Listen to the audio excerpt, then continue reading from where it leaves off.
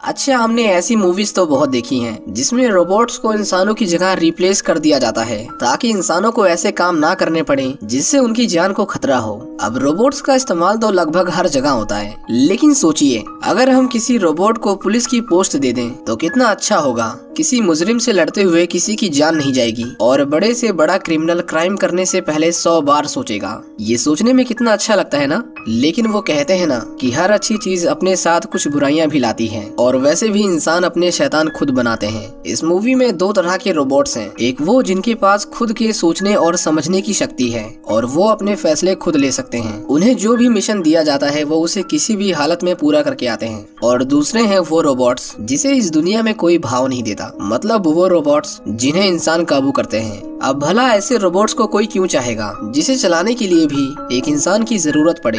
इस मूवी की स्टार्टिंग में हम जोहान्सबर्ग नाम के शहर को देखते हैं जहां पर बहुत लूटपाट और क्राइम होते थे। साउथ अफ्रीका की सरकार ने जुर्म को रोकने की भी कोशिश की, लेकिन जब भी उन्होंने माफिया को पकड़ना चाहा उनका कोई ना कोई पुलिस वाला मारा गया।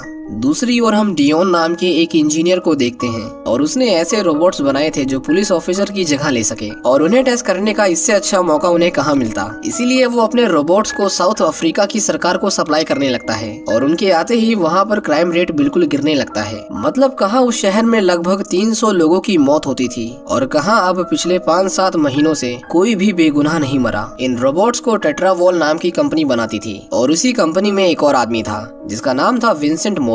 ये आदमी डियोन से नफरत करता था क्योंकि उसके बनाए हुए रोबोट्स की वजह से विंसेंट के रोबोट की डिमांड बिल्कुल गिर गई थी और उसे खरीदने को कोई तैयार नहीं था। हर बार की नीलामी में उसे अपने रोबोट्स के दाम गिराने पड़ते थे और जब भी डियोन को नया कॉन्ट्रैक्ट मिलता था तो विंसेंट का खून खौलने लगता था। हम देखते हैं कि हर बार की तरह उन रोबोट्स को कुछ स्मगलर्स को पकड़ने के लिए भेजा गया था। इन स्मगलर्स के ग्रुप में शामिल थे उनका लीडर निंजा, योलांडी और अमेरिका। ये सभी क्राइम करके अपना गुजारा करते थे, लेकिन उन पुलिस रोबोट्स की वजह से उनका बहुत नुकसान हुआ था। हिप्पो नाम का एक और गैंगस्टर उन्हें 7 दिन के अंदर 2 करोड़ रुपए देने के लिए कहता है, नहीं तो वो उसे मार देता। लेकिन इसी बीच वो पुलिस को उनकी ओर आता हुआ देखते हैं। उनके बीच में बहुत गोलीबारी होती है और डियोन के ये रोबोट्स सच में किसी भी सिचुएशन को हैंडल करने के लायक थे। लेकिन उनमें से एक रोबोट को हिप्पो मिसाइल से उड़ा देता है जिसकी वजह से वो खराब हो गया था। उस गैंग के लोग वहाँ से भाग जाते हैं, पर फिर भी पुलिस के लिए ये एक बड़ी जीत थी क्योंकि बहुत सारा इलीगल सामान उनके हाथ लगा था। उस घायल रोबोट को फैक्ट्री में लाया जाता है। डियोन देखता है कि उसे रिपेयर नहीं किया जा सकता, इसीलिए उसे रिसाइकल ही करना पड़ेगा। दूसरी ओर उस गैंग के मेंबर्स के ऊपर मौत नाच रही थी क्योंकि 7 दिन के अंदर 2 करोड़ रुपए जमा करना उन रोबोट्स के रहते तो इम्पॉसिबल था। वो प्लान करते हैं कि वो उस इंजीनियर को ही किडनैप कर लेंगे जिसने उन्हें बनाया है और फिर उसी के हाथ से अपने लिए एक गैंगस्टर रोबोट बनवाएंगे। डियोन अपने रोबोट्स को बेहतर करने के लिए दिन रात काम करता था, लेकिन उसके बनाए हुए प्रोग्राम में कोई ना कोई खराबी होती ही थी। पर एक दिन कुछ ऐसा होता है जिसके बाद उसकी जिंदगी बदलने वाली थी। उसके बनाए प्रोग्राम में पहली बार कोई भी एरर नहीं था। वो कंपनी की सीईओ के पास जाता है और उसे बताता है कि अब उसके रोबोट्स किसी इंसान की तरह काम करेंगे। उनके पास भी सोचने समझने और अपना खुद का फैसला लेने की पावर होगी। लेकिन उसकी बॉस को लगता था कि वो इस फील्ड में बहुत अच्छा कर रहे हैं और हमें ऐसा कोई रोबोट नहीं चाहिए जो पेंटिंग बनाए या फिर कविताएं लिखे। डियोन उसके बिहेवियर से थोड़ा निराश हो गया था, लेकिन वो भी बहुत जिद्दी था। वो उस कंपनी से उस रोबोट को चोरी कर लेता है जिसे उसने रिसाइकल करने के लिए भेजा था। डियोन को उसके अंदर अपना सॉफ्टवेयर अपलोड करने के लिए एक की जरूरत थी जिसे चुराने का मतलब था कि कंपनी उसके ऊपर कानूनी कार्रवाई भी कर सकती है। लेकिन उसे अब इन सब चीजों की परवाह नहीं थी। वो अपने घर की ओर जा रहा था, लेकिन रास्ते में निंजा उसे पकड़ लेता है और वो लोग उसे अपने लिए भी वैसा ही रोबोट बनाने के लिए कहते हैं। अब वैसे तो डियोन बहुत स्मार्ट था, लेकिन यहाँ वो जब जब झूठ बोलता था वो लोग उसके सिर पर गन रख देते थे। डियोन उन्हें समझाता है कि किसी भी रोबोट को हैक या रीप्रोग्राम नहीं किया जा सकता, लेकिन उस रिसाइकल वाले रोबोट में अगर वो अपना प्रोग्राम इंस्टॉल करे तो शायद कुछ हो सकता है। वो उस रोबोट को दोबारा असेंबल करता है और जैसे ही उसके अंदर नया सॉफ्टवेयर इंस्टॉल होता है वो रोबोट किसी बच्चे की तरह हरकतें करने लगता है। उसे देखकर लगता ही नहीं कि ये वही रोबोट है जिसने कुछ देर पहले 10-12 लोगों की जान ली थी। वो उनके कहे गए शब्दों को रिपीट करने लगता है। डियोन कहता है कि अभी ये बच्चा है, इसीलिए इसीलिए हमें उसे ट्रेन करना होगा। उस रात वो डियोन को वहाँ से भगा देते हैं। डियोन इसके बारे में पुलिस को नहीं बताता क्योंकि उस सॉफ्टवेयर की उसके पास कोई दूसरी कॉपी नहीं थी और वैसे भी उसने चोरी की थी। दूसरी ओर विंसेंट को पता चल गया था कि डियोन ने एक्टिवेशन की से किसी रोबोट को एक्टिवेट किया है। वो उसके पास जाता है और उससे वो की मांगता है, लेकिन डियोन उसे वो देने से मना कर देता है। और उस दिन विंसेंट पहली बार उसके ऊपर अपना गुस्सा उतारता है क्योंकि उसकी वजह से वो रोड पर आ गया था। योलैंडी ने उस रोबोट का नाम चैपी रखा था और वो उसे छोटे छोटे शब्द बोलना सिखाती थी, लेकिन अमेरिका उसे खुद की भाषा सिखाता है। जब डियोन चैपी से पूछता है कि तुमने क्या सीखा, तो जरा सुनो उसने क्या सीखा। चैपी शहर का बहुत बड़ा गैंगस्टर बनेगा, ये लिख लो तुम कमीने कहेंगे। कैसे हो तुम कमीने? अब ये सब सुनकर डियोन बिल्कुल भी खुश नहीं था। वो चैपी को कसम खाने को कहता है कि वो कभी भी किसी को नहीं मारेगा और चैपी के अंदर किसी को मारने की प्रोग्रामिंग थी भी नहीं। वो चैपी को पेंटिंग करने के लिए कहता है और चैपी एक ही बार में अपने सामने रखी कार की पेंटिंग बना देता है। पर डियोन को पता नहीं था कि विंसेंट उसका पीछा करते हुए वहां तक पहुंच गया था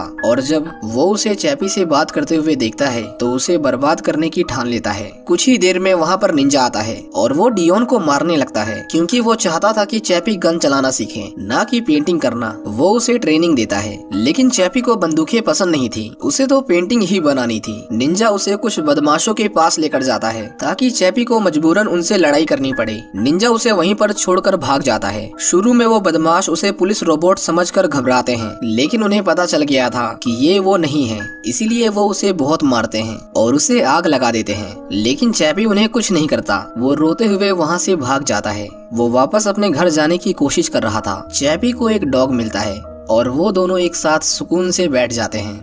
विंसेंट अपने लोगों के साथ चैपी को ट्रैक कर लेता है और वो उसे पकड़कर उसकी बॉडी को काटने लगते हैं। चैपी उनके सामने रो रहा था, गिड़गिड़ा रहा था, लेकिन विंसेंट फिर भी उसके सिर से उस एक्टिवेशन की को निकाल लेता है। वो उसकी बॉडी को काटकर भंगार बनाने वाले थे, लेकिन चैपी वहाँ से भाग जाता है। वो योलैंडी के पास आकर रोने लगता है और उन्हें बताता है कि उसके साथ क्या क्या हुआ। मेरा हाथ टूट गया मम्मी, इसने मेरा सर फोड़ दिया। एक आदमी, उसके पास वैन थी, मेरे ना कहने के बावजूद भी मुझे मारते गए। उनके पास एक एक्स्ट्रा हाथ पड़ा हुआ था जिसे वो चैपी को दे देते हैं। चैपी के मन में किसी के लिए भी नफरत नहीं थी, उसका दिल तो बच्चों की तरह साफ था। निंजा ने जो कुछ भी किया उसके लिए वो चैपी से माफी मांगता है। वो उसे भटकाने की कोशिश करता है। निंजा कहता है कि ये दुनिया बहुत बुरी है और हमें यहाँ जीने के लिए चोरियाँ डकैतियाँ करनी पड़ती हैं। लेकिन इस तरह के शब्द सुनते ही चैपी चौकन्ना हो जाता था और हमेशा उसे बुरा काम करने के लिए मना करता था। पर अमेरिका उसे कहता है कि हम तुम्हें बंदूकें चलाने को नहीं कहेंगे, लेकिन तुम चाकू चला सकते हो और फाइट भी कर सकते हो जिससे कोई भी नहीं मरेगा। चैपी उनकी बातों में फंस गया था। वो उसे कहते हैं कि उसके डैड यानी निंजा की कार एक आदमी ने चोरी कर ली है और तुम्हें उसे वापस लाना है। यानी एक तरह से वो उससे चोरी करवा रहे थे, लेकिन चैपी उस आदमी के पास जाकर उसे डांटने लगता है और उसे चोरी ना करने के लिए समझाने लगता है। वो दोनों चैपी को फिर से समझाते हैं कि उसे कार लेकर आनी है, ना कि उसे समझाना है, और इस तरह वो बहुत सारी कार चोरी करते हैं। निंजा उन्हें बेचकर हथियार लेने जाता है और चैपी को वहीं रुकने को कहता है। चैपी देखता है कि वहाँ पर एक डॉग मरा हुआ था। निंजा उसे कहता है कि अगर तुम हमारे साथ चोरियां नहीं करोगे तो शायद तुम भी उस डॉग की तरह भूख और प्यास से मर जाओगे। चैपी उसे कहता है कि वो लोहे का बना है और कभी नहीं मरेगा, और तभी निंजा उसकी बैटरी की ओर इशारा करता है जो जल्द ही खत्म होने वाली थी। चैपी कहता है कि मुझे नई बैटरी चाहिए, लेकिन निंजा उसे समझाता है कि उसकी बैटरी रिप्लेसेबल नहीं है, इसीलिए हमें उसके लिए नया शरीर चाहिए और उसे खरीदने के लिए पैसों की जरूरत होती है। मतलब निंजा उसे एक तरह से डकैती करने के लिए उकसा रहा था। वो चैपी से कहता है कि डियोन ने जानबूझकर उसे ऐसा शरीर दिया है जो जल्दी खत्म हो जाए, और ये जानकर चैपी डियोन से बात करना बंद कर देता है। डियोन उसे समझाता है कि उस समय उसके पास कोई और बॉडी नहीं थी और उसे पता नहीं था कि उसका प्रोग्राम इतने अच्छे से काम करेगा कि वो पूरा का पूरा इंसान ही बना देगा। दूसरी ओर हम देखते हैं कि विंसेंट उस की मदद से डियोन के बनाए हुए सभी रोबोट्स में वायरस अपलोड कर देता है, जिसकी वजह से शहर के सभी रोबोट्स खराब हो जाते हैं। अब क्योंकि वहाँ उन रोबोट्स को छोड़कर कोई पुलिस वाला नहीं था, इसीलिए क्रिमिनल्स अपने अपने ठिकानों से बाहर निकलते हैं और खुलेआम लूटपाट शुरू कर देते हैं। विंसेंट को बस इंतजार था कि जल्द सरकार उन्हें रोकने के लिए उसके बनाए हुए रोबोट्स की मदद लेगी। चैपी भी शॉर्ट सर्किट की वजह से बंद पड़ जाता है। डियोन उसे फैक्ट्री में लेकर आता है। उसी फैक्ट्री में बैठकर विंसेंट उनके सारे प्रोग्राम को डिलीट कर रहा था ताकि उन रोबोट्स को दोबारा बनाया ना जा सके। पर डियोन सब कुछ कुछ डिलीट होने से पहले चैपी को रिकवर कर लेता है। चैपी वहाँ पर एक नई बॉडी देखता है और डियोन को उसे उस नई बॉडी में ट्रांसफर करने को कहता है, पर वो उसे समझाता है कि अब वो कोई मशीन नहीं है, उसका खुद का दिमाग है जिसे किसी के अंदर भी ट्रांसफर करना इम्पॉसिबल है। लेकिन चैपी ये सुनकर नाराज हो जाता है और उसे छोड़कर वहाँ से चला जाता है। लेकिन अपने साथ वो उस हेलमेट को ले जाता है जिससे विंसेंट अपने रोबोट को कंट्रोल करता था, क्योंकि उसका मानना था कि उसकी मदद से वो अपने ब्रेन का डुप्लीकेट वर्जन बना सकता है। चैपी इंटरनेट को एक्सेस करके सब कुछ सीख लेता है और उस हेलमेट से अपने एक दूसरे वर्जन को कंप्यूटर में ट्रांसफर कर लेता है। निंजा उसे अपने साथ रॉबरी करने ले जाता है और एक पुलिस ऑफिसर को चोरी करते देख सभी का उन रोबोट्स के ऊपर से विश्वास उठ गया था। डियोन को भी विंसेंट के बारे में पता चल गया था कि उसी ने पूरे नेटवर्क को खराब किया है। इससे पहले वो उसकी पोल खोल देता, विंसेंट कंपनी की सीईओ से झूठ बोलता है कि डियोन ने ही उन चोरी करने वाले रोबोट्स को बनाया है। अब ये सुनकर कंपनी की सीईओ डियोन और उस रोबोट को खत्म करने के ऑर्डर्स देती है। चोरी करने के बाद चैपी सोचता है कि अब वो एक नई बॉडी खरीदेगा, लेकिन निंजा उसे कहता है कि हमने तुमसे झूठ बोला, हम कोई बॉडी नहीं खरीदने वाले, क्योंकि कोई बॉडी है ही नहीं। चैपी ये सुनते ही रोने लगता है, पर डियोन उसे बताता है कि एक बड़ा रोबोट उसे खत्म करने आ रहा है। पर उससे पहले वहाँ पर हिप्पो आ जाता है और अब उसे पैसों के साथ साथ चैपी भी चाहिए था। वो उनके ऊपर गोलियां चलाता है, लेकिन तभी विंसेंट आता है अपने मैनुअल रोबोट के साथ और उन लोगों को मारने लगता है। अमेरिका को तो वो कुचल देता है। विंसेंट उनके ऊपर मिसाइल्स गिराता है और निंजा के चुराए हुए पैसे जमीन पर बिखर जाते हैं। वो उन्हें बटोरने लगता है, पर तभी हिप्पो उसे शूट कर देता है। उसे बचाते बचाते डियोन को भी गोली लग जाती है। चैपी विंसेंट के रोबोट पर अटैक कर देता है। वो उसके ऊपर एक बॉम्ब लगाकर उसे ब्लास्ट करने वाला था, लेकिन उसके हाथ से रिमोट गिर जाता है। चैपी सबसे पहले अपने लोगों को बचाता है। उसे पता था कि डियोन बच नहीं पाएगा, इसीलिए वो उस हेलमेट को लेने जाता है, पर विंसेंट उस हेलमेट को डैमेज कर देता है। निंजा उसे कहता है कि तुम यहाँ से जाओ, मैं उसे रोकता हूँ, लेकिन योलैंडी उसे साथ ले जाना चाहती थी और इसी कोशिश में उसे बहुत सारी गोलियां लग जाती हैं और उसकी मौके पर ही मौत हो जाती है। चैपी अपनी मम्मी को मरता देख रोने लगता है और वो अब विंसेंट को मारना चाहता था। चैपी तुरंत ही फैक्ट्री में जाता है और विंसेंट को देखते ही उसे बुरी तरह मारने लगता है। वो उसके हाथ पैर तोड़ देता है, लेकिन उसे जान से नहीं मारता, क्योंकि उसे गुनहगार साबित करने के लिए उसका जिंदा रहना जरूरी था। चैपी डियोन को वो हेलमेट पहनाता है ताकि उसके दिमाग को किसी और रोबोट में ट्रांसफर कर सके, लेकिन परेशानी ये थी कि वहाँ पर सिर्फ एक बॉडी थी। चैपी के लिए डियोन का जिंदा रहना ज्यादा जरूरी था, इसीलिए वो उसे उस रोबोट में ट्रांसफर कर देता है और इस तरह डियोन का शरीर मरने के बाद भी वो दोबारा से जिंदा हो गया था। अब क्योंकि सारे रोबोट विंसेंट के वायरस की चपेट में आ गए थे, इसीलिए उन्हें रीप्रोग्राम करना आसान था। डियोन चैपी को भी एक दूसरे रोबोट की बॉडी में ट्रांसफर कर देता है। इस तरह चैपी को नई बैटरी मिल गई थी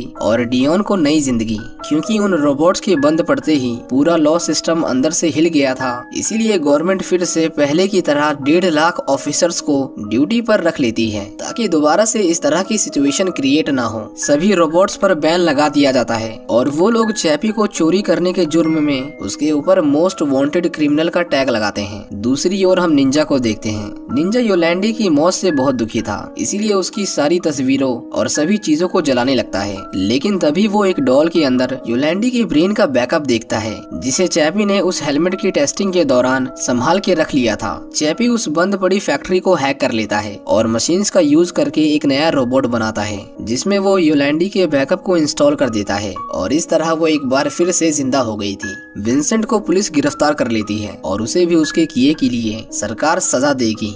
इसी के साथ ये कहानी यहीं पर खत्म हो जाती है।